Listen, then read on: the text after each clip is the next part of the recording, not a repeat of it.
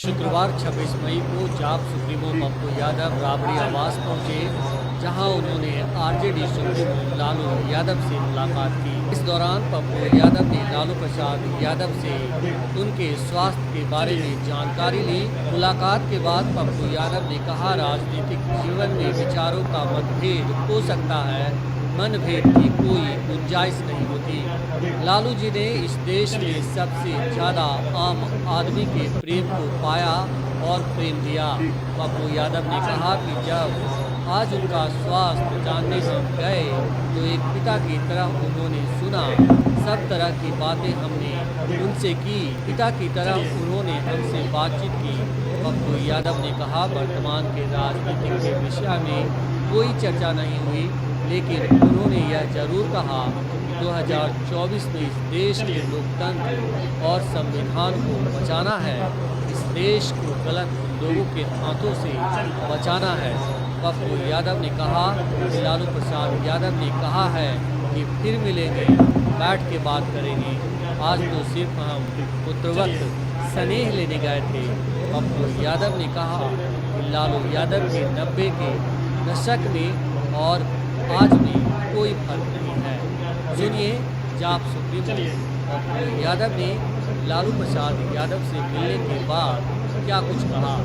अच्छा नहीं लग रहा था। आप लोग कैसे पता चलता है, पते नहीं चलता है। लालू जी से भेंट हुई है, अब क्या बात हो गई, ऐसा क्या हुआ अकस्मात मिलने? नहीं, मैं पहले भी आपको मैं एक बात बता दूं कि शुरू में भी जब 83-84 की बात, मुझे जो सानिध्य पिता का उनका हमें मिलता था, जो स्नेह, कभी भी राजनीतिक जीवन में विचारों का अलग अलग मनभेद हो सकते हैं, मतभेद की कोई गुंजाइश नहीं होती। मतभेद हो सकते हैं, मनभेद की कोई गुंजाइश नहीं हो सकती। मैं हमेशा से यह कहता रहा हूँ कि देश की राजनीति में और बिहार की राजनीति में जो आम आदमी जनतंत्र में जो सबसे बड़ा लोकप्रियता होती है, वो आम आदमी को जीवन में उसके साथ एक अच्छे रिश्ते का, प्रेम का, वो लालू जी ने इस देश में सबसे ज़्यादा आम आदमी के प्रेम को भी पाया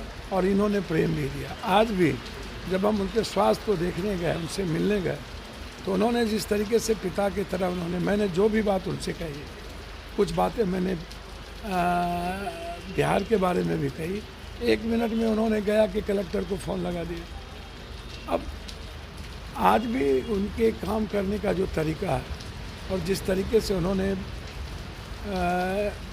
बगल में बैठा के एक स्नेह दिया, एक प्रेम दिया, मुझको लगा कि इससे ज़्यादा और किसी चीज़ की ज़रूरत नहीं है, काफ़ी है। उन्होंने पिता की तरह उन्होंने हमसे अच्छे से बातचीत की। उन्होंने पूछा, वर्तमान राजनीति के बारे में कोई चर्चा नहीं हुई, लेकिन यह ज़रूर उन्होंने कहा कि सबको मिलजुल करके 2024 में इस देश के संविधान और लोकतंत्र को बचाना है, इस देश को गलत लोगों के हाथों से बचाना है और सबको मिलजुल के, जो जहाँ लोग हैं वहाँ जिसका जो पकड़ है समाज में, राज्य में, क्षेत्र में, तो उस पार्टी को सम्मान देते हुए आगे बढ़ने की ज़रूरत है। तो उन्होंने फिर हम लोग मिलेंगे। उन्होंने कहा कि कुछ दिनों के बाद हम बैठेंगे, बातचीत होगी। आज तो सिर्फ हम उनसे एक पुत्रवत स्नेह लेने गए थे, आशीर्वाद लेने गए थे, उनको देखने गए थे और उनके स्वास्थ्य को देखकर मुझे अत्यधिक खुशी मिली। जिस तरीके से वो लोगों से मिल भी रहे थे, लोगों के काम कर रहे थे, तो मुझको वो याद ताज़ा हो गई कि लालू यादव के 90 में आज में कोई फ़र्क मैंने नहीं दिया। क्या लगता है अब पप्पू यादव विपक्षी एकता के लिए काम करेंगे? उनके मुझे क्या एकता के लिए काम तो नीतीश कुमार जी, तेजस्वी जी, सबको करना है। मैं जब भी कोई महागठबंधन पर या देश के किसी ऐसे मुद्दों पर कोई गलत होता है तो मैं उसके खिलाफ हूँ, चाहे वो दंगा का सवाल हो, चाहे वो बेटी बचाओ बेटी पढ़ाओ में जंतर मंतर का सवाल हो, चाहे कोई घटना हो। और ऐसे जैसे मैंने अभी नेपाली नगर की जीत हमारी हुई, हम लड़े, लाठी खाए, तो नेपाली नगर जीते ना। नेपाली नगर, राजीव नगर की जीत हाई कोर्ट ने दिया। तो आप बगैर लड़े आप जीत ही नहीं सकते हो, अच्छे आदमी के साथ आपको चलना पड़ेगा बचा। इसीलिए मुझे लगता है कि बिहार में लालू यादव को केंद्र में रख करके यदि नीतीश कुमार हो या दोनों भाई चले तो मुझे लगता है कि बड़ी सफलता मिलेगी और बड़ी जीत मिलेगी।